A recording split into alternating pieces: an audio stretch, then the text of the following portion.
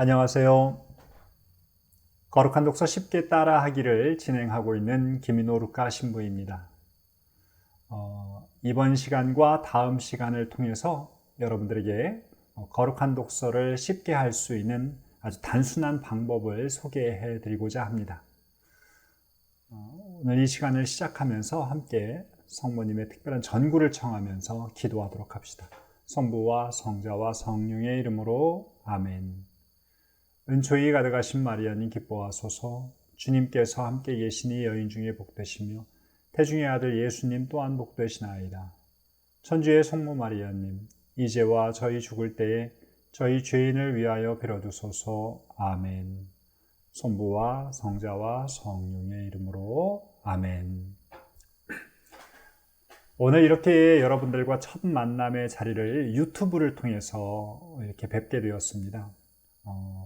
자리에 앉아서 여러분들과 이렇게 만나게 되니 조금 더 편안하기도 하고요. 또 내용에 대해서도 조금 더 자세하게 설명을 드릴 수 있을 것 같아서 저도 마음이 편안한 상태입니다. 여러분들도 편안한 자세로 오늘 함께 이 시간 보내주시면 감사하겠습니다.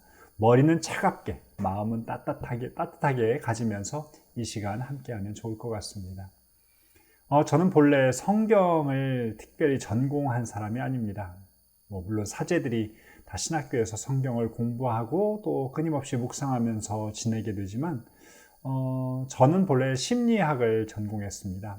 심리학을 전공해서 마음을 이렇게 조금 연구하는 것이 저의 주된 역할이지만 하느님의 말씀을 가까이 하면서 조금 더 사람의 마음도 더 깊게 들어갈 수 있는 도움도 받게 되는 것 같고요. 또 심리학적인 도움을 통해서 사람의 마음을 자세히 읽으면서 하느님의 마음도 느껴볼 수 있는 그러한 조화로운 연구를 하고 있는 것 같습니다. 그래서 제가 강의하면서도 조금씩 그런 심리학적인 부분들이 있을 수도 있으니까 그런 부분들은 저희 전공 때문에 나오는 부분이라고 하는 거 이해해 주시면 감사하겠습니다. 제가 여러분들과 강의를 하게 될 내용은 거룩한 독서인데요. 여러분들이 그 언어에서도 바로 표시를 읽어낼 수 있는 부분이 바로 렉시오라고 하는 독서, 또 디비나라고 하는 하느님의 은총이라는 단어가 합쳐진 것이 바로 렉시오 디비나입니다. 인간적인 노력이라고 하는 독서의 측면이 강조된 것, 또 하나는 하느님의 은총이라고 하는 것을 힘입지 않고서는 결코 성경 독서라는 것이 이루어질 수 없다는 것이죠. 그래서 성경 독서를 다른 말로 이렇게 렉시오 디비나, 거룩한 독서라고 표현할 수도 있는 것이죠. 일반적인 소설이라든가 글을 읽는 것과 좀 차별화를 두는 어떤 그러한 단어라고 생각됩니다. 인간의 일이기도 하면서 동시에 하느님의 일, 성령의 일이 함께 참여하고 있는 것이 바로 성경을 읽는 것이라고 하는 것. 그래서 우리가 기도하지 않고서는 성경을 읽을 수가 없다. 성경의 원저자이신 성령의 도움을 청하는 기도가 반드시 필요하다는 것을 여러분들이 기억해야 될 필요가 있습니다. 그래서 거룩한 독서의 순서들을 보면 거기에 침묵하고 그 다음에 성령 청원 기도를 바치게 되는데 성령 청원 기도가 바로 그러한 원저자의 도움을 청하는 기도라고 보시면 되겠습니다. 제가 주일 복음을 중심으로 해서 이제 여러분들에게 거룩한 독서의 방법을 소개하게 되는데요. 주일 복음을 선택한 이유는 우리 신자들이 쉽게 주일 복음은 내가 의도하지 않아도 성당에 가서 미사를 통해서 그리고 신부님의 강론을 통해서 접할 수 있는 기회가 더 쉽게 노출되기 때문입니다. 내가 일부러 어떤 성경 공부를 하거나 성경을 마주할 기회를 찾지 않더라도 자연스럽게 맞이할 수 있는 시간이 바로 주일 복음이 아닌가 싶어요. 그래서 제가 주일 복음을 그럼 조금 더 깊이 들어가 보자라는 생각에서 주일 복음을 우리의 어떤 재료로 선택하게 된 것이죠. 사실 성경 말씀을 많이 알 필요는 없는 것 같습니다. 사실 성경 말씀 한마디만을 가지고 한평생을 살기에도 참 어려운 것 같아요. 그래서 우리가 문제는 말씀을 많이 알지 못해서가 아니라 말씀을 깊이 만나지 못하기 때문인 것 같습니다. 저는 그동안 우리 신자들이 자신도 모르는 사이에 말씀과의 관계 안에서 매우 수동적인 존재가 되었다라는 생각을 할 때가 많습니다. 과거에 라틴어로 쓰여진 성경, 그전에는 히라버, 히브리어로 쓰여진 성경들이 점차 현대화로 변경되었지만 1960년대까지 우리가 성경책을 우리말로 읽기가 참 어려웠던 부분이 있었죠. 그러다 보니까 주로 사제의 입을 통해서 성경의 이야기를 들어야만 했습니다. 그러다 보니까 주로 신자들은 듣는 존재가 되었고 그러면서 점차 수동적인 측면들이 강조되었던 것 같습니다. 이에 반해서 개신교는 적극적으로 하느님의 말씀을 이해하기 위한 시도들을 했었고 우리와 성찰례 부분이 함께 존재하지 않기 때문에 그들에게는 말씀에 관련된 부분이 더 발전했던 것 같아요. 그래서 어느 순간인가 우리 천주교 신자들에게는 말씀에 대해서는 굉장히 수동적인 측면이 점점 자라나서 그것이 카톨릭의 분위기를 만들어내고 있는지도 모르겠습니다. 사실 제가 사제의 입장에서 말씀을 읽어내는 이 시간은 굉장히 어려운 시간입니다. 사실 읽어낸다라고 하는 표현보다는 하느님의 메시지를 듣는다라고 하는 표현이 더 맞겠지만요. 이걸 신자들한테 전달하기 위해서 또 강론을 준비하게 됩니다. 근데 저 자신이 굉장히 기쁜 순간들이 있어요. 하느님의 메시지를 듣게 되고 그 메시지를 사람들에게 쉽게 전달하면서 그 과정들이 저에게 기쁨으로 다가옵니다.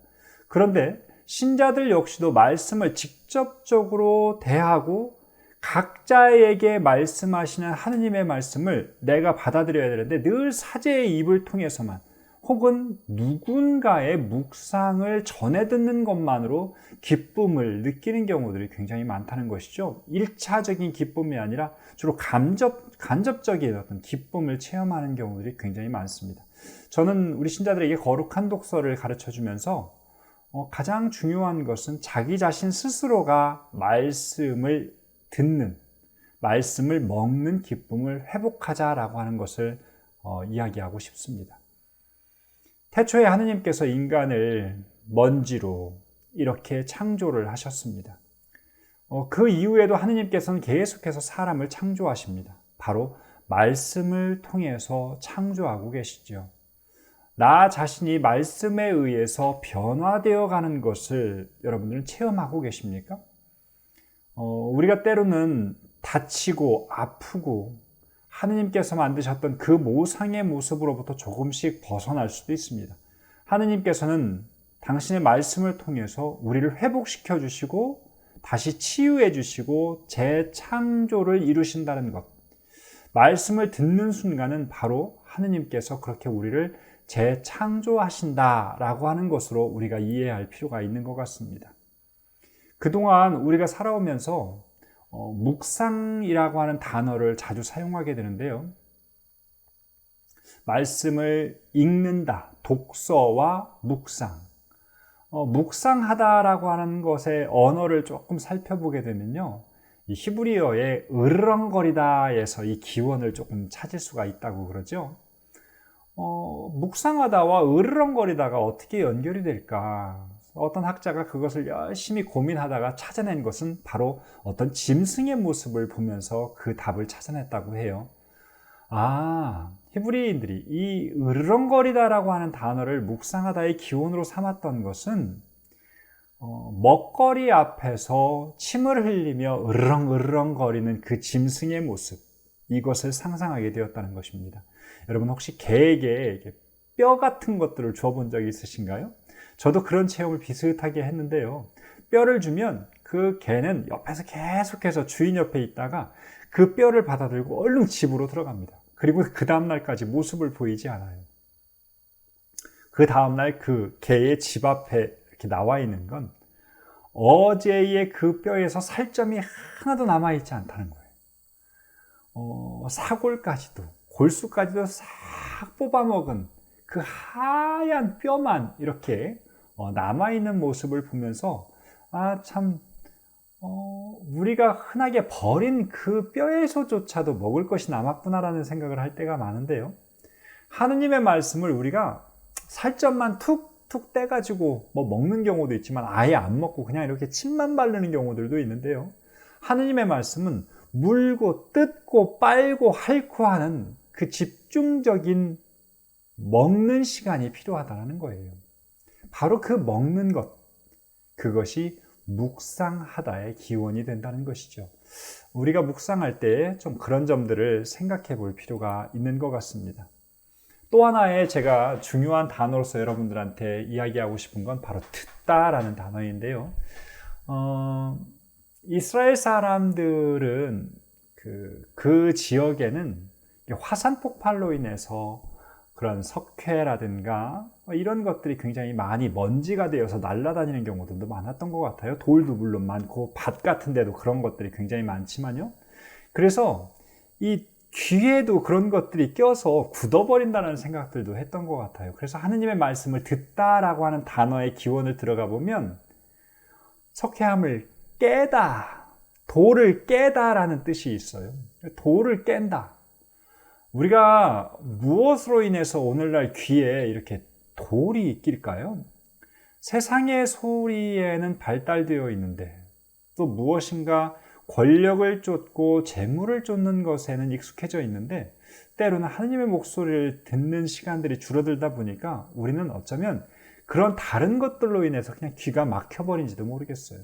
하느님의 말씀을 듣는다는 건 이렇게 곡괭이로 돌을 깨는 노력들이 필요하다는 것이죠. 우리가 바로 지금부터 하느님의 말씀을 듣는 자세를 갖춘다는 것은 이러한 수고도 병행되어야 된다는 것을 기억할 필요가 있는 것 같습니다. 하느님의 말씀을 쉽게 읽으려고 하는 사람들이 많아요. 그래서 오늘부터 하느님의 말씀을 읽어야지 하고 성경책을 탁 기도한 다음에 딱 펴니다. 연자맷돌을 목에 걸고 물에 빠져 죽어라. 이런 성경이 나오죠. 이거 어떻게 받아들일 수가 있겠습니까? 그날의 예언의 말씀으로 하느님의 말씀을 그렇게 놀이하듯이 한다라고 하는 건 굉장히 문제가 있겠지요. 주일 복음을 따라하는 것, 우리에게 굉장히 유익한 방법이 될 수 있을 것 같아서 권하고 싶습니다. 전통적인 거룩한 독서의 방법으로 소개하고 있는 것은 이렇게 6가지인데요. 침묵하라. 침묵이라고 하는 건 하느님의 말씀을 듣기 위한 인간의 최고의 방법이라고 하는 이야기가 있습니다. 가장 적극적인 자세가 바로 침묵이라는 것이죠. 세상의 소리에 또 내 마음에서 울려 퍼지는 여러 가지 소리에 침묵할 수 있는 것, 외적인 침묵만이 아니라 내적인 침묵까지도 요구하는 것이고요. 조금 전에 설명을 드린 대로 성령 청원기도, 성경의 원저자에게 도움을 청하는 것, 그리고 독서와 묵상, 가장 중요한 부분이라고 할 수도 있겠죠.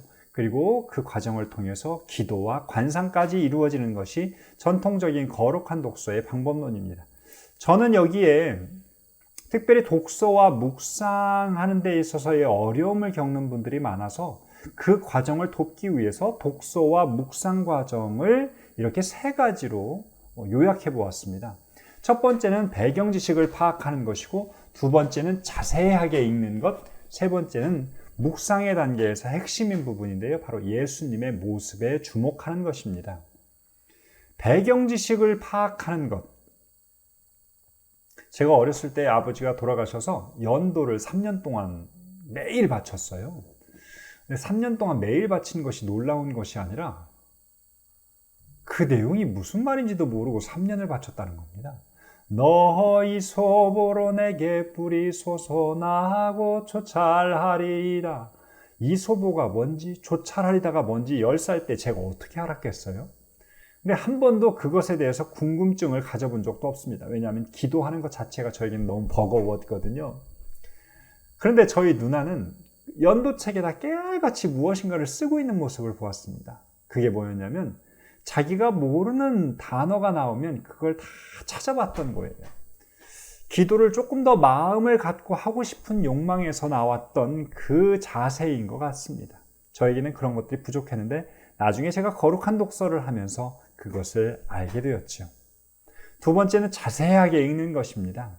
이게 굉장히 어려운 작업이고 저는 거룩한 독서에서 가장 중요한 과정이다 라고 이야기하고 싶을 정도로 좀 강조하는 내용입니다. 우리는 성경을 대충 이렇게 어떤 글도 대충, 신문도 대충, 누군가의 말도 대충 듣고 보고 하는 경우들이 많습니다. 성경책도 그렇게 그러한 습관의 하나로서 보게 되죠. 무슨 단어가 있었는지조차 기억나지 않습니다. 성경에 쓰여진 모든 단어들이 다 특별한 의미를 지닌 건 아니지만 굉장히 중요한 의미로서 쓰여진 것들이 대부분이라는 것을 기억할 필요가 있습니다.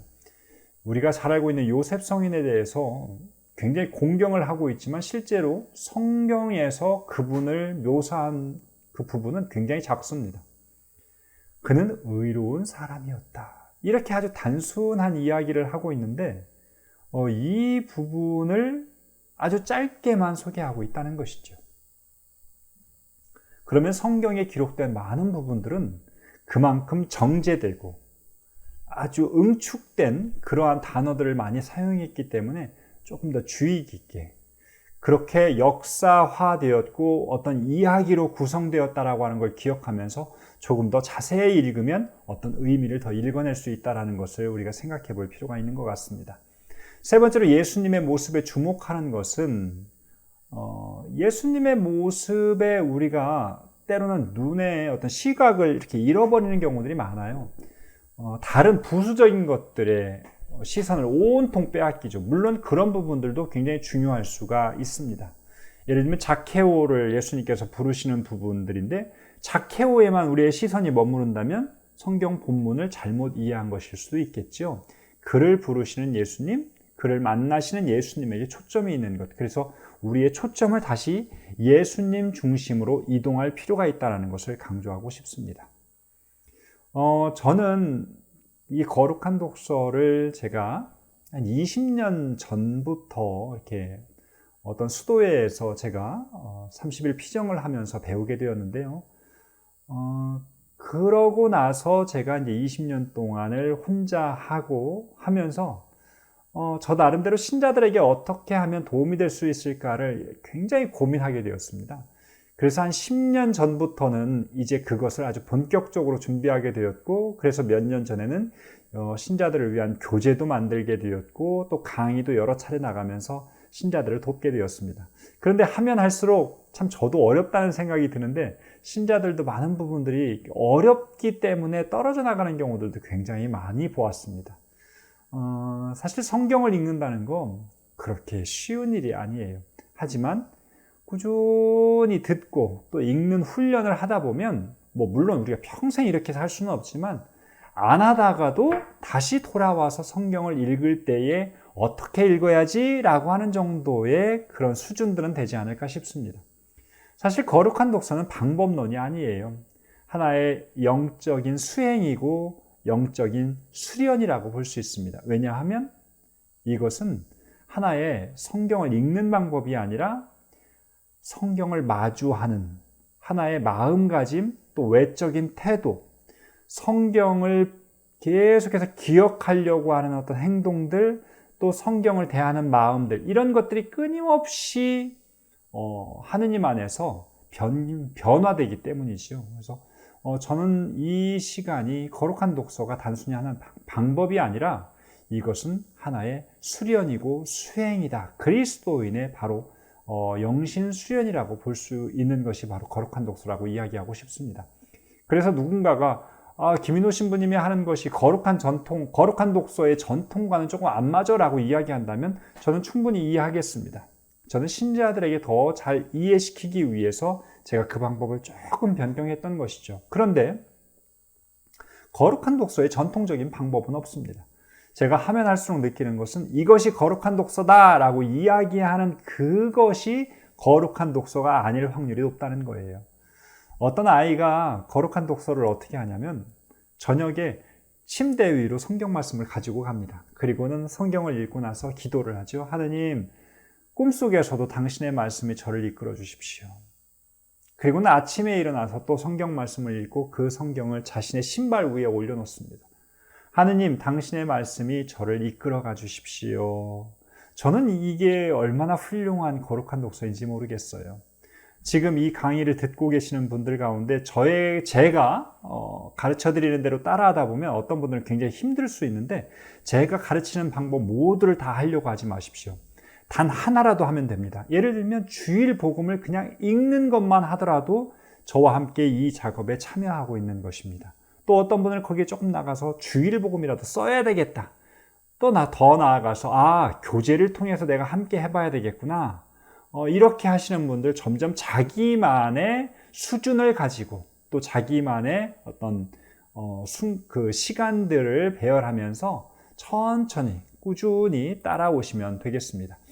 오늘의 첫 복음은 마르코 복음에서 택해 보았어요.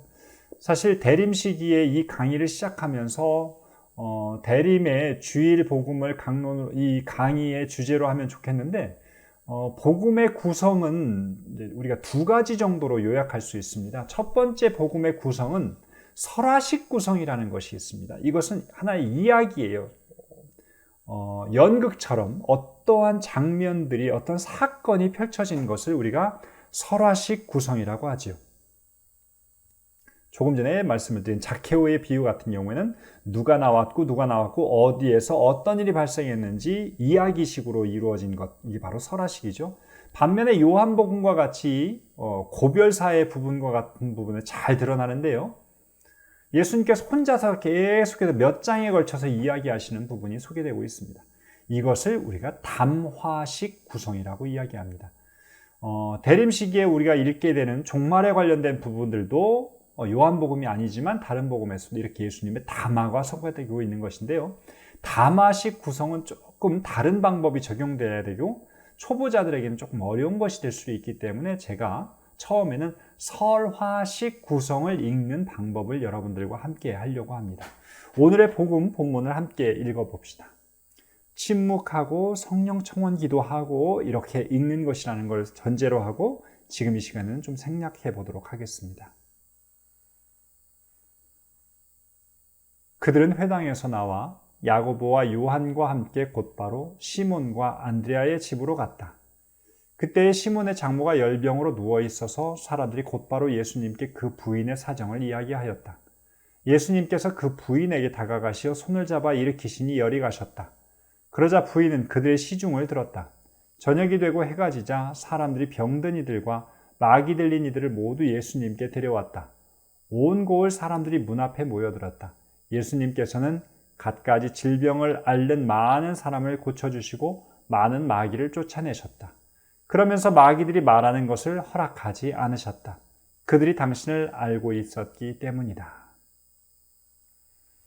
네, 오늘 우리가 읽은 이 부분은 마르코복음 1장 29절부터 34절까지의 말씀입니다. 제목은 위에 시몬의 병든 장모를 고치시다라고 나왔는데 본래 성경에는 이렇게 제목이 있지 않습니다. 그리고 친절하게 밑에 부분도 보면 마테오복음과 루카복음에도 유사복음이 소개되고 있다고 하는 것을 이렇게 성경에 친절하게 후대에 기록된 부분들이 있는 것이죠.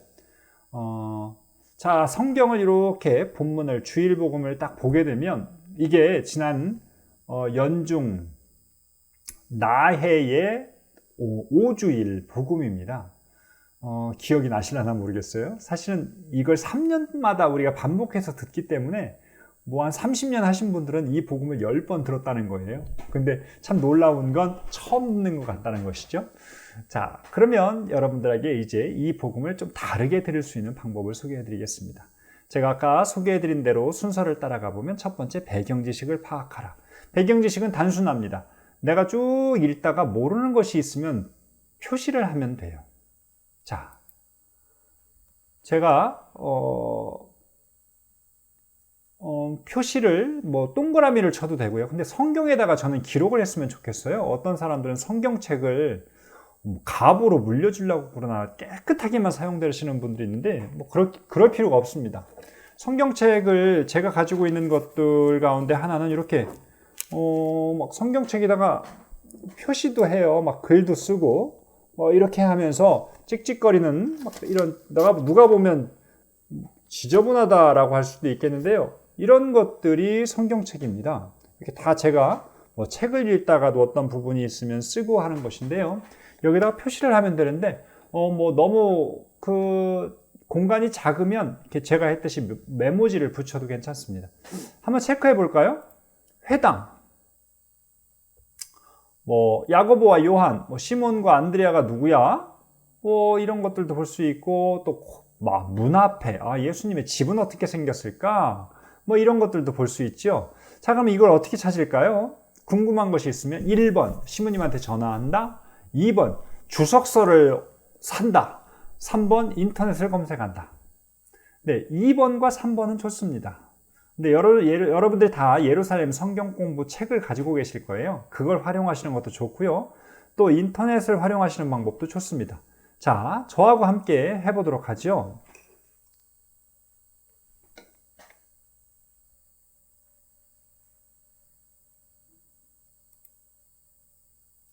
이렇게 검색 엔진을 키면 이렇게 나오죠. 그러면 여기에다가 뭐 회당 이렇게 쳐보시면 회당이란 하면서 뜨는 부분이 있습니다. 그런데 여러분들이 회당에 대해서 뭐 글로 읽으셔도 되고요. 이렇게 이미지 같은 것들을 이렇게 해보시면요. 어우, 너무 좋죠.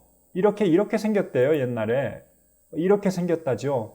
회당의 구조라든가 이런 것들도 이렇게 나옵니다. 그러면 이런 것들도 한번 자세히 보면서 여러분들이 그 글을 읽으실 수 있겠죠. 회당은 어떻게 운영됐나, 회당의 예배는 어떻게 진행되었나, 뭐 이런 것들 보실 수가 있게 됩니다. 아주 친절하죠. 여러분들이 각자가 모르는 것이 있으면 보면 됩니다. 그러면 또 예수님 시대의 집은 어떻게 됐을까? 예수님 시대 집 이렇게 쳐보면 여러분들이 이렇게 볼 수 있을 것 같아요. 이 그림으로도 나와 있고 또 전체 모습으로도 보면 옛날에 고고학 연구라든가 이런 것들에서 보면 그 당시에 집들이 나오게 됩니다. 무엇으로 전했는지 가옥 구조로 이해하는 성경, 뭐 건축 방법, 가옥 형태 이런 것들도 이렇게 있죠. 한번 검색하셔서 여러분들이 보시면 되겠습니다. 자, 이렇게 단칸방 집들이 있었고 또 집의 크기는 이랬고 또 벽은 이렇게 구성되었고 뭐 이렇게 자세히 보면서 이 배경 지식이 좋은 건요. 모습을 볼 수가 있다는 거예요. 그동안은 그냥 머릿속에서 회당이라는 단어만 떠올랐는데 이제 이런 걸 찾아보니까 모습이 그려집니다. 이렇게 배경 지식은 목적이 뭐냐면 머릿속에 그냥 자연스럽게 그려지는 것이 배경 지식의 목적이라고 볼 수 있겠습니다. 자, 배경 지식은 이렇게 여러분들이 한번 찾아보시면 돼요. 이렇게 간략하게 넘어가도록 하겠습니다. 두 번째는 이제 자세하게 읽는 것인데요. 벌써 이렇게 넘어갔네요. 자세하게 읽기에서 가장 강조하는 것은 저는 육하원칙으로 읽어라. 언제 어디서 누가 무엇을 어떻게 왜 했나? 요 부분들을 보는 것인데요. 뭐 다 볼 필요는 없습니다. 그래서 제가 짧게 등장인물이 누구냐, 장소가 어디냐, 시간이 어떻게 되고 있느냐, 전체적인 사건이 뭐냐라고 하는 부분을 보는 것입니다. 그래서 등장인물, 장소, 시간 플러스 사건 요약해봐라. 자, 제가 표시해놨지요. 등장인물은 빨간색입니다. 그들은 야고보와 요한, 시몬과 안드레아, 시몬의 장모, 예수님, 병든 이들, 고울 사람들, 마귀 들린 이들, 마귀. 이렇게 해서 등장인물이 되겠습니다. 또 있으면 체크해 보시면 되겠죠. 성경에 이렇게 색연필로 표시를 해도 되겠습니다. 장소, 회당, 집, 문 앞 이렇게 나옵니다. 시간, 시간도 나오네요. 저녁이 되고 해가 지자. 그러니까 아마 이 회당에서 나왔던 시간은 훨씬 전이겠죠. 시중을 들었다는 얘기 보니까 아마 점심 전에 나와서 치료를 해주시고 저녁이 되었고 이렇게 그 다음에 이어지는 부분은 예수님의 새벽에 일어나셔서 기도하시는 장면이 나옵니다. 이렇게 시간의 경과에 따라서도 여러분들이 스토리를 이렇게 머릿속에 올리실 수가 있겠죠. 자, 그 다음에 중요한 건 사건의 요약입니다. 여러분 이 내용을 한 줄로 요약해 보십시오. 우리가 드라마를 보고 어제 못 봤는데 친구한테 야 드라마 어제 내용이 뭐야? 그러면 어떤 친구는 1시간짜리 드라마를 보고 한 줄로 요약합니다. 죽었어. 어떤 사람은 한 10분 보고 나서 2시간을 이야기하는 사람들도 있어요. 성경 본문을 읽고는 가장 먼저 그냥 한 줄로 요약해봐라. 예수님께서 시몬의 장모를 고쳐주셨다 할 수 있겠죠. 그 다음에 2줄로 한번 늘려보십시오. 예수님께서 시몬의 장모를 고쳐주셨고 병든 이들과 마귀 들린 이들을 고쳐주셨다 이렇게 할 수도 있겠죠. 이걸 3줄로 이제 붙이려면 거기에 장소, 등장인물, 시간 같은 것들이 쭉 나와주면 더 붙을 것 같아요. 그러면 나중에는 이것이 하나씩 하나씩 붙다 보면 전체 본문이 내 머릿속으로 들어오게 됩니다. 처음에는 사건의 요약으로 시작하지만 나중에는 본문을 나도 모르게 암기를 하게 되는 것이죠. 정확한 단어로 습득되지는 않더라도 우리가 전체적인 내용들을 알게 됩니다. 여러분들이 혼자 하셔도 괜찮을 것 같은데 저하고 한번 해보실까요? 회당에서 예수님께서 나오셔서 야고보와 요한과 함께 시몬과 안드레아의 집으로 가셨죠. 거기에 누가 있었습니까? 시몬의 장모가 열병으로 누워 있었습니다. 사람들이 뭘 했습니까? 곧바로 예수님께 사정을 말씀드렸고 예수님께서 그녀에게 다가가셔서 손을 잡아 일으키셨습니다. 그녀가 일어나서 예수님과 제자들에게 시중을 들었죠. 자, 저녁이 되고 해가 졌습니다. 사람들이 어떻게 했습니까? 병든 이들과 마귀 들린 이들을 데리고 왔습니다. 그러자 예수님께서 그들을 치료해 주셨죠. 근데 마귀 들린 이를 마귀를 쫓아내셨는데 마귀가 말하는 것을 허락하지 않으셨어요. 왜? 당신을 알고 있었기 때문이다. 이게 오늘 복음의 전체 내용입니다. 처음에 성경책은 어디에 있었습니까? 이렇게 글로 된 책이 있었는데 이걸 요약하고 나니까 어떻게 되냐면 이제 성경 말씀이 이 머릿속에 있게 되는 거예요. 그러면 내가 걸어 다니면서도 오늘 성경 말씀을 기억하는 것이죠. 또 돌아가면서 그들은 회당에서 나와 야고보와 요한과 함께 시몬과 안드레의 집으로 갔다. 쭉 계속 말씀을 계속 반복하는 건 말씀이 건드릴 수 있는, 나를 건드릴 수 있는 여유를 주는 거예요. 하느님께서 나를 건드리실 수 있는 시간. 이렇게 하면서 말씀을 계속해서 떠올려라. 저는 이것까지만 하더라도 굉장히 훌륭한 것이다 라는 생각을 합니다. 복음을 늘 이렇게 한번 이야기식으로 제가 그걸 한 발짝 더 나아가서 드라마처럼 보아라. 복음을 드라마와 같이 등장인물이 뭘 했는가, 어떤 사건이 이루어졌는가 이렇게 드라마 형식으로 보라는 것. 그런데 배경 지식을 공부했으니 그 장면들이 이제는 머릿속으로 그려진다라고 하는 차이를 보게 될 것입니다. 두 번째 측면은 조금 더 자세하게 읽는 거예요. 이건 하셔도 되고 안 하셔도 되는데 또 좀 이 전반부가 되는 사람들을 위해서 제가 다음 단계로 넘어간 것입니다. 등장인물별로 행동을 한번 나누어서 파악하는 것이죠. 여기에 등장인물이 누가 나옵니까? 그들이 나왔죠. 시몬의 장모, 사람들 나오는데 여기 아마 사람들과 이렇게 등장인물별로 제가 색깔별로 조금 나누어 본 거예요. 제가 예수님이라고 하는 부분은 조금 굵은 글씨로 표현을 했습니다. 자, 여기에서 좀 시몬의 장모 한번 볼까요? 이제 여기에서부터 저는 읽기에서, 독서에서부터 묵상으로 자연스럽게 넘어갑니다. 경계가 따로 존재하지 않아요. 엄밀하게 이야기하자면 독서는 좀 지성적인 차원이 많이 포함된 것이다 라고 보는 것이고, 묵상은 이제 지성적인 부분이 조금 내려진 부분이라고 이야기하는데요.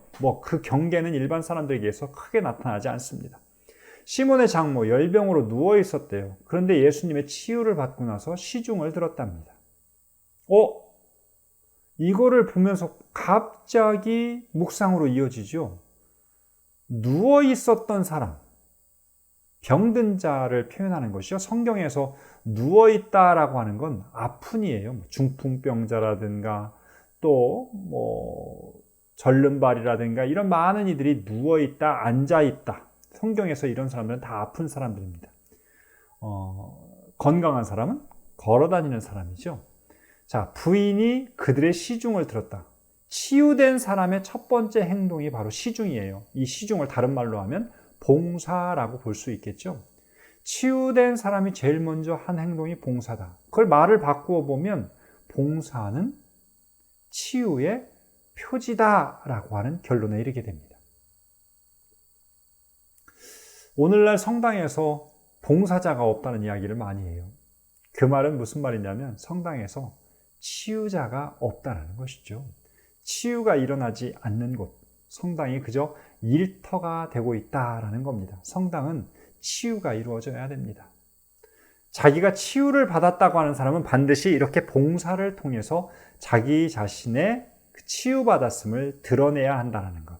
이 봉사의 임무는 또 다른 치유를 우리에게 가져다 준다는 것을 명심할 필요가 있는 것 같습니다. 요즘에 사목회 임원들 뽑으셔야 할 철인데 이거 굉장히 잘 주의 깊게 들었으면 좋겠어요. 자, 그 다음으로 우리가 볼 것은 사람들의 모습입니다. 사람들이 누구냐? 예수님한테 그 부인의 사정을 이야기했어요. 또 사람들이 병든 이들과 마귀 들린 이들을 예수님께 데리고 옵니다. 사람들이 성경에서 우리가 주목하기를 잘 안 했던 것 같은데, 어떤 성경에 의하면, 적어도 마르코복음에 의하면 사람은 누구냐? 성경이 말하는 사람은 아프니 예수님의 도움이 필요한 이의 사정을 이야기하는 사람이에요.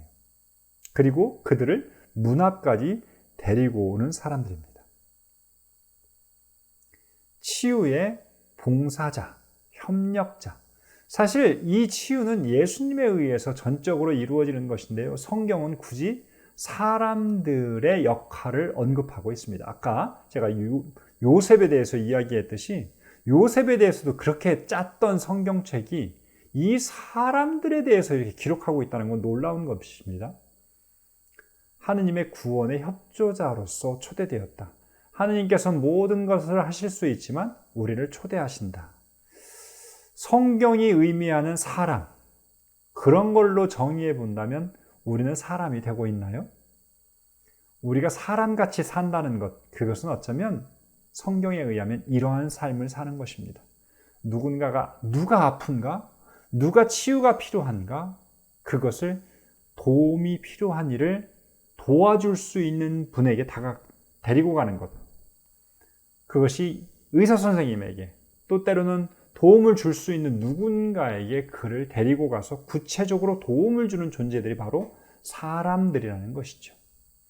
이렇게 해서 하나씩 살펴보면 됩니다. 마귀에 대해서도 볼 수 있죠. 마귀를 쫓아내는데요. 마귀가 말하는 것도 허락받지 못해요. 마귀는 당신을 알고 있었던 존재로서 언급되고 있습니다. 마르코복음의 1장입니다.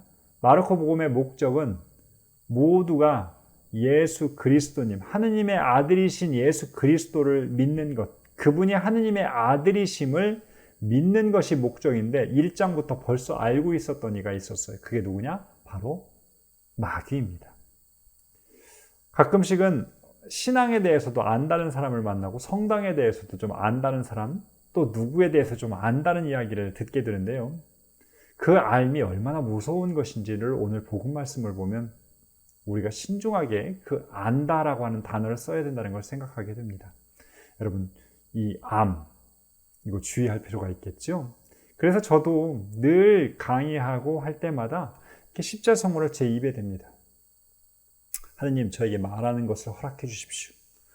허락해 주지 않으신다면 입을 열지 말아야 되겠죠. 물론 그렇지 않아도 제가 입을 열기는 하는데요. 그래도 주의를 할 필요성은 있는 것 같습니다. 자, 이런 과정을 제가 여러분들이 조금 손쉽게 하라고 교재를 만들었어요. 이 교재에는 이렇게 침묵, 성령 청원기도, 독서, 잘 안 보이시죠? 그래서 이렇게 좀 자세하게 표현해 보았습니다. 성령 청원기도, 독서, 세밀한 독서를 하라. 그리고 나서 배경 지식을 파악하는 것을 첫 번째 단계로 이야기하면서 어떤 걸 찾아야 되느냐? 소재, 단어, 문화, 종교, 사회적 풍습, 복음서에 대한 기초 정보 같은 경우 예를 들면 처음 읽을 때 마르코복음 1장이니까 처음 읽을 때 마르코복음이 뭐지? 라고 하는 부분을 좀 읽어보는 것도 좋다.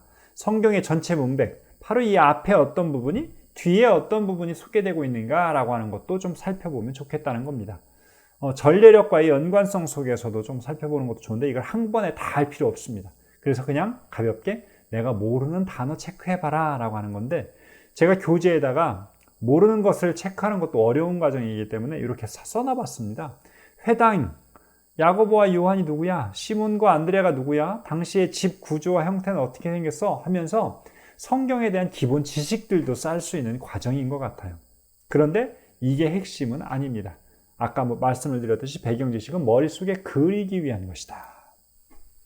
자, 두 번째는 자세하게 읽기도 이렇게 등장인물, 장소, 시간 등이 어떻게 소개되고 있는지 찾아봅시다. 여러분들의 교재에는 이게 다 써 있어요. 아래에 등장인물 누구 나오고 장소 누구 나오고 시간 나오는데 제가 지웠습니다. 왜냐하면 나중에는 여러분들이 혼자 해야 되기 때문이죠. 이렇게 다 이렇게 혼자서 할 수 있고, 또 질거리도 한번 요약해 보는 거, 등장인물별로 행동을 구분해 보고 비교해 봐라, 이런 것도 제가 교재에다가 써놨으니까 여러분들 이것만 따라 하시면 아까 제가 했던 그 맥을 이렇게 여러분들 따라오시면서 함께 할 수 있는 겁니다. 아주 친절하지요. 제가 저 스스로를 친절한 이노 씨라고 불렀어요. 이게 가나다의 교재가 다 만들어졌는데 지금 이 교재를 통해서 여러분들이 제가 말씀드리는 거룩한 독서를 함께 할 수 있습니다. 이번에 새로운 대림 일주일부터 시작되는 연중 다해는요, 이게 조금 더 업데이트가 됐습니다. 이렇게 별표 같은 것들도 있는데, 별표 하나 친 건 좀 쉽다는 거예요. 별표 여기는 2개가 없네요. 2개는 조금 어렵다는 거고, 3개는 조금 많이 어렵다는 것이죠. 그래서 초보자 때는 하나씩만을 좀 풀면 좋은데, 이게 참조라고 하는 부분에서 요걸 찾으면 답을 다 달 수가 있다는 거예요. 그래서 참조하는 부분들을 여러분들이 찾아보시면서 답을 다시고, 묵상하는 부분들도 이렇게 하시면 되는데, 교재에다가 쓰기가 어렵기 때문에 이것을 좀 나름대로의 자기 노트를 만들어 볼 것을 권하게 되었습니다. 그래서 이렇게 노트도 따로 만들었어요. 여기는 여러분들 뭐 없으면 안 써도 괜찮습니다. 자기만의 노트를 만드시면 됩니다.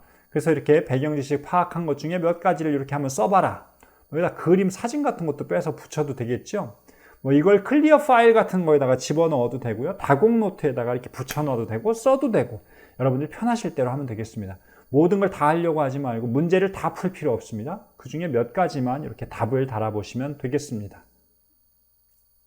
네, 이런 내용이 제가 거룩한 독서와 관련되어서 첫 번째 드리는 이야기입니다. 아까 제가 묵상까지 자연스럽게 이어졌죠. 이제 그 다음은 기도의 부분인데요. 기도의 부분은 다시 올라가 보겠습니다. 예수님의 모습이 바로 우리의 묵상의 포인트라는 말씀을 드렸죠. 자, 예수님의 모습으로 한번 다시 돌아가 봅시다. 예수님께서는 회당에서 나오셨어요. 그리고 당신의 도움이 필요한 이의 집으로 가십니다. 그리고 아픈 이의 사정을 이야기하는 소리를 들으십니다. 그리고 그녀에게 다가가셔서 손을 잡아 일으키십니다. 그리고 시중을 받습니다. 병든 이들과 마귀 들린 이들을 만나십니다. 그리고 쫓아내시고 말하는 것을 허락하지 않으신 것이 예수님의 모습입니다. 조금 전에 강조했듯이 우리가 묵상하면서 가장 늘 간과하는 것이 예수님의 모습인데, 마르코 복음사가가 오늘 우리에게 소개해 주려고 했던 예수님, 이분이 바로 여기에 글로써 묘사된 분이라는 것이죠. 우리는 글을 통해서 그분을 만나야 하는데, 그러면 살아 움직이는 그분의 체험, 마르코 복음사가가 전하고자 했던 가장 절절한 예수님이 어떤 모습일까? 여기에 여러 예수님의 모습이 있는데요. 자, 우선은 사정을 들으신다는 거예요. 누군가가 아픈 이야기를 하는, 우리가 때론 기도할 때 내 이야기 들어주실까? 듣는데요. 마르코 복음사가가 우리에게 소개하는 예수님은, 그러니 누군가 아픈 이의 사정을 예수님께 이야기하십시오. 그리고 마르코 복음사가가 아주 핵심적으로 소개하려고 했던 예수님의 모습이 있었어요. 부인에게 다가가시어 손을 잡아 일으키셨대요. 놀랍죠? 당시에 아픈 이를 만난다는 것, 안식일에, 그리고 여성의 손을 잡는다는 것, 이건 규율에 어긋나는 것입니다. 근데 규율을 넘어서서 예수님께서는 그냥 당시에 사람들이 생각하는 하느님은 이렇게 멀찌감치 해서 사람들을 바라보시는 분입니다. 인류를 향해서도 멀찍이 서서. 그런데 마르코 복음사가는 그런 하느님이 아니라 우리와 함께 하시는 하느님, 그리고 우리의 손을 잡아서 일으켜 주시는 예수님이라고 하는 분을 우리에게 소개하고 있는 거예요. 이것이 바로 마르코 복음사가가 이야기하는 가장 감동적인 예수님의 모습입니다. 이 복음에서.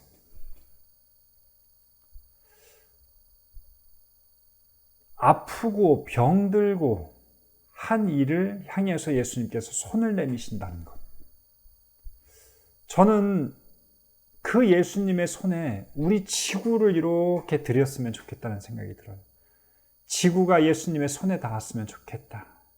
바로 그 교회가, 우리 교회가 예수님의 손을 대신해서 그 일을 해야 되겠죠. 또 각자 아픈 우리도 예수님께 치유를 청하면서 그 손을 느껴볼 수 있어야 할 것 같습니다. 우리의 손을 꽉 잡아주시는 예수님, 그리고 누워있던 우리를 일으켜 세우시는 예수님을 만나야 되겠죠. 바로 그런 예수님을 만나라고 마르코 복음사가가 우리를 초대하고 있는 것입니다. 하느님은 절대로 저 멀리 서서 우리를 지켜보시는 분이 아니다. 그리고 마귀 들린 이들 쫓아내시고 병든 이 고쳐주시는 예수님의 모습을 우리에게 소개하고 있는 것입니다. 자, 이렇게 하면서 기도의 과정은 우리가 만난 예수님의 모습에 그저 감사합니다라는 기도만 붙여도 충분한 기도가 될 수 있습니다. 앓는 이를 찾아오신 예수님 감사합니다. 아픈 이의 사정을 들어주시는 예수님 감사합니다. 그에게 다가가셔서 손을 잡아 일으켜주시는 예수님 감사합니다. 마귀가 말하는 것을 허락하지 않으시는 예수님 감사합니다. 이렇게 기도를 해도 된다는 거예요. 관상은 뭐냐? 관상은 우리가 하느님을 바로 마주 볼 수 있는 것을 우리가 관상이라고 하는데요. 또 다른 의미에서 관상은 세상을 살아가면서 하느님의 모습으로, 하느님의 눈으로 세상을 볼 수 있는 것입니다. 때로는 이렇게 사람의 모습을 우리가 취하다 보면요, 그렇게 앓는 이의 모습 안에서 예수님께서 그 앓는 이를 향해서 느끼셨을 그 마음, 그것이 보인다고 한다면 그것 자체가 관상이죠. 그 앓는 이가 예수님께 어떻게 보일까? 또 그런 도움이 필요한 이들, 병든 이들이 어떻게 보일까가 내 눈에도 똑같이 보인다고 한다면 저는 그것을 관상이라고 이름 짓고 싶습니다. 우리가 그런 부분에서 관상까지도 자연스럽게 이루어질 수도 있겠죠. 이렇게 해서 첫 번째 거룩한 독서의 설화식 구성을 바라보았습니다. 어떻게 괜찮으셨는지요? 바쁘게 따라가다 보니까 아마 정신 없으셨을 수도 있는데, 그래서 다음 주에도 이 설화식 구성의 또 다른 예를 함께 보도록 하겠습니다. 다음 시간을 위해서 여러분들한테 한번 읽어오실 것을 권하면서 소개해드리고 싶은 본문이 바로 역시 마르코복음입니다. 이것도 지난 연도에 우리가 했던 복음이죠. 마르코복음 10장 46절부터 52절까지의 말씀입니다. 마르코복음 10장 46절부터 52절까지의 말씀. 이것을 다음 주에 한번 여러분들 읽어보시고 혼자서 한번 제가 해드린 대로 한번 해보시고 저와 함께 그날 만나면 좋을 것 같아요. 배경 지식을 파악하고 자세히 읽고 예수님의 모습을 눈여겨보면서 여러분들이 한번 해보시고 다음 주에 만나도록 하겠습니다. 함께 영광송으로 이 시간 마치도록 하겠습니다. 성부와 성자와 성령의 이름으로 아멘. 영광이 성부와 성자와 성령께 처음과 같이 이제와 항상 영원히 아멘. 성부와 성자와 성령의 이름으로 아멘. 감사합니다.